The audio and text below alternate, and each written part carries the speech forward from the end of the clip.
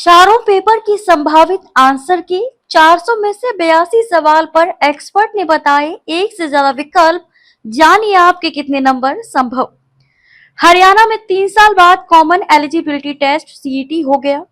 26 और 27 जुलाई को कुल 4 शिफ्ट में एग्जाम हुआ। करीब 13,48,000 युवाओं ने परीक्षा के लिए पंजीकरण कराया। कुल कितने युवाओं ने परीक्षा दी, इसे लेकर हरियाणा कर्मचारी चयन आयोग HSSC ने अभी कोई आधिकारिक आंकड़ा जारी नहीं किया, लेकिन 90% से अधिक उपस्थिति रहने का अनुमान है। अब सभी को HSSC की ओर से जारी की जाने वाली आंसर की का इंतजार है, ताकि कैंडिडेट्स को ये आइडिया लग सके कि 100 नंबर में से उनके कितने नंबर आ सकते हैं। वैसे आयोग ने आंसर की 2 से 3 दिन के अंदर जारी करने की बात कही है। परीक्षार्थियों और अभिभावकों को इसी जिज्ञासा को देखते हुए प्रदेश के 4 अलग-अलग शहरों के एक्सपर्ट की मदद से संभावित आंसर की तैयार करवाई। ये संभावित आंसर की पूरी तरह से एक्सपर्ट ने तैयार की है। HSSC की आधिकारिक आंसर की में बदलाव संभव है। एक्सपर्ट के मुताबिक मॉर्निंग सेशन में पूछे गए सवालों के एक से ज्यादा विकल्प हो सकते हैं। 26 और 27 जुलाई को हुए सीईटी एग्जाम की चारों शिफ्टों के लिए एक्सपर्ट्स द्वारा तैयार की गई संभावित आंसर की जानिए। प्रश्न, 1857 के भारतीय विद्रोह के बाद अंग्रेजों ने बल्लभगढ़ राज्य पर कब्जा कर लिया था। इसका अंतिम शासक कौन था? इसका उत्तर है नाहर सिंह। प्रश्न, संख्याओं के संयोजन का चयन कीजिए ताकि तदनुसार व्यवस्थित अक्षर एक सार्थक शब्द बना सके। इसका उत्तर है 4 6 2 5 3 1। प्रश्न, आप सुबह सुबह उगते सूरज की ओर मुंह करके खड़े हैं। आप 90 डिग्री दक्षिणावर्त फिर 45 डिग्री वामावर्त घूमते हैं। अब आप किस दिशा की ओर मुंह करके खड़े हैं? इसका उत्तर है दक्षिण पूर्व। प्रश्न, एक निश्चित कूट में टीचर को VGCE JGT के रूप में लिखा जाता है। उसी कूट में DULLARD को किस प्रकार लिखा जाएगा? इसका उत्तर है FWNNCTF। प्रश्न, भारतीय राज्य संविधान के किस अनुच्छेद ने हरियाणा को एक अलग राज्य के रूप में बनाने में सहायता की? इसका उत्तर है अनुच्छेद 3।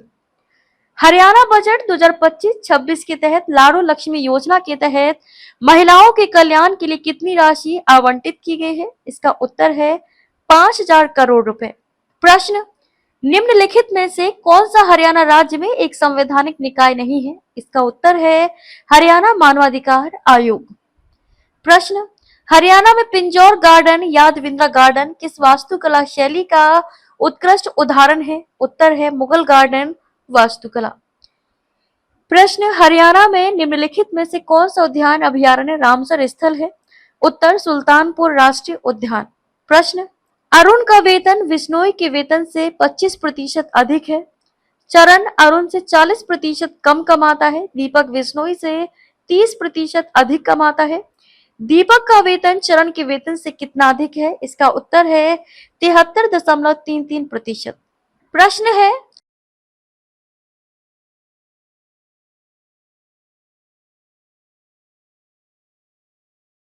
चौदह सेंटीमीटर भुजा वाले एक ठोस धातु के घन को पिघलाकर 1 सेंटीमीटर त्रिज्या वाले छोटे गोले बनाए जाते हैं। ऐसे कितने गोले बनाए जा सकते हैं? इसका उत्तर है 655। प्रश्न,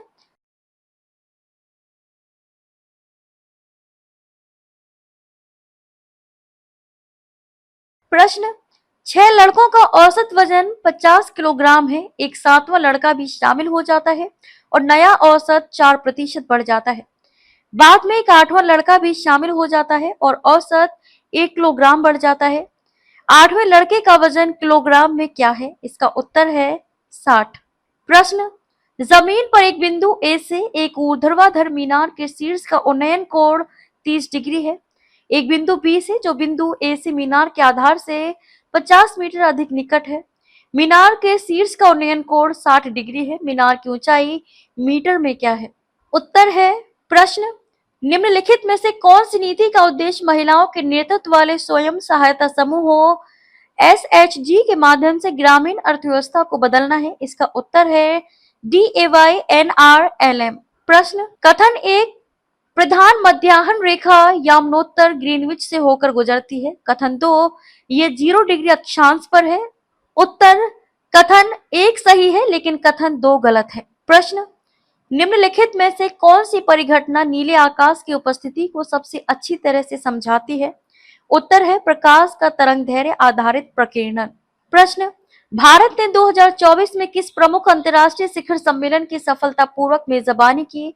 उत्तर है बिम्स्टेक शिखर सम्मेलन। हालांकि रोहतक के एक्सपर्ट का कहना है कि इसका जवाब G20 शिखर सम्मेलन है। प्रश्न, एक कागज के टुकड़े को प्रश्न आकृतियों में दिखाए अनुसार मोड़ा और कोटा गया है। दी गई उत्तर आकृतियों से बताइए कि खोलने पर यह कैसा दिखाई देगा। उत्तर, गुरुग्राम और हिसार के एक्सपर्ट के मुताबिक बी व सोनीपत और रोहतक के एक्सपर्ट का कहना है कि इसका जवाब सी है।